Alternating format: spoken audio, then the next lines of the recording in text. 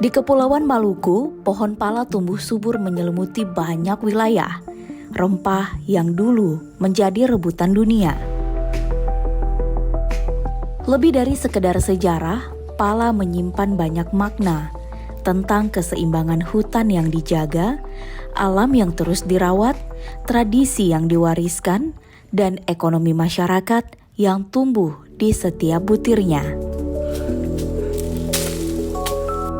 Di Tanah Banda, Run, dan Ambon, pala dikelola oleh masyarakat adat, subur menjulang di antara keanekaragaman hayati lainnya.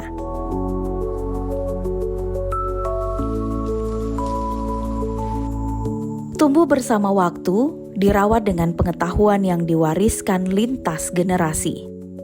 Pala bukan sekadar komoditas, tapi warisan hidup yang menyatu dalam hari-hari dan mengakar dalam tradisi.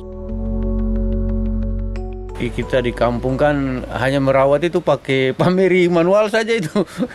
Kita setiap 3 bulan kita pameri lagi atau kita potong rumputnya, kita jaga, kita cuci bawah pohonnya. Untuk sampai sekarang pemupukan belum kita pakai, kita masih harap alam saja. Saat musim tiba, para petani memetik buah pala dengan penuh kehati-hatian. Setiap buah dipilih secara manual karena kualitas dimulai dari ketelitian di kebun. Buah pala kemudian dikupas, kulit luarnya dilepas, memperlihatkan fuli berwarna merah keemasan yang indah.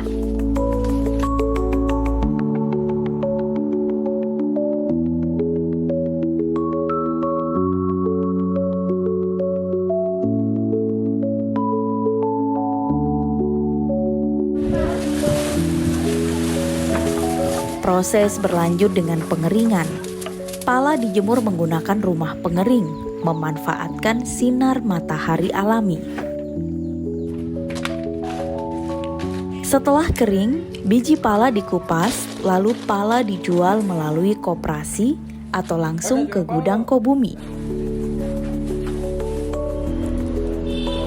Setiap pala yang dibeli dari petani ditimbang dan dicatat. Langkah penting untuk menjaga akurasi dan transparansi. Pala ini kan hasilnya cuma kadang 1 tahun itu cuma 2 kali atau 3 kali. Jadi kalau setiap hari lah kita belum mampu untuk menopang kehidupan sehari-hari karena hasilnya kan terbatas. Cuma kalau kita waktu panen kan bisa beli sesuatu yang kita inginkan atau juga untuk anak-anak sekolah kan sudah membantu. Berbagai jalur dilalui untuk menghubungkan pala dari tangan petani sampai ke gudang utama Kobumi. Di gudang utama, setiap karung pala diterima dengan standar yang ketat.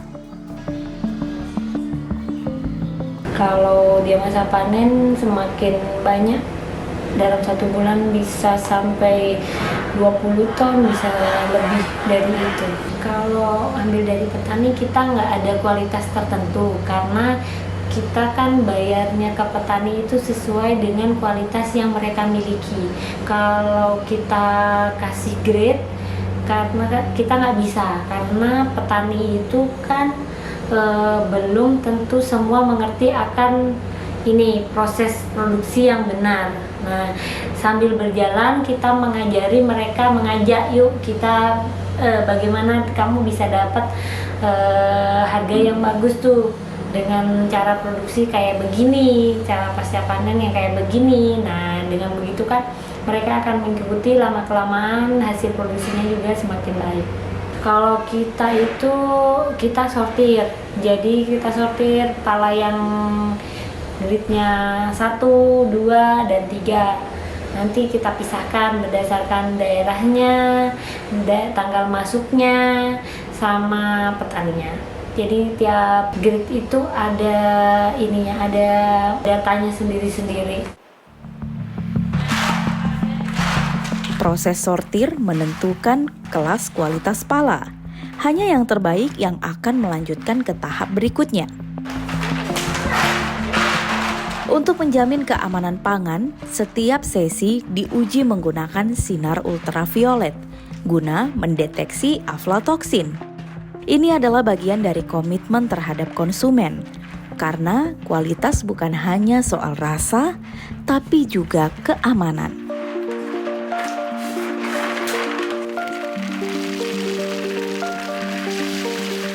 Pala kemudian dikemas dalam karung steril dan disimpan di gudang berpendingin.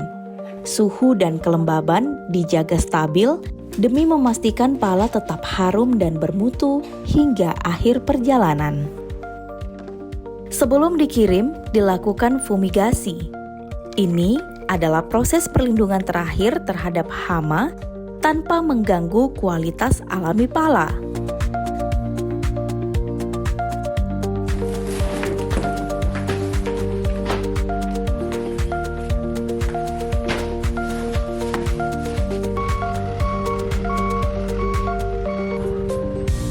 Dan akhirnya, langkah terakhir, pala dimuat ke dalam kontainer, siap berlayar meninggalkan pelabuhan timur Indonesia. Melalui tangan masyarakat yang terus menanam dan merawat pala, tanah terpelihara, hutan tetap lestari, dan nafas dunia tidak berhenti. Dari tanah Maluku dan Papua ke seluruh dunia, penuh cerita, penuh rasa.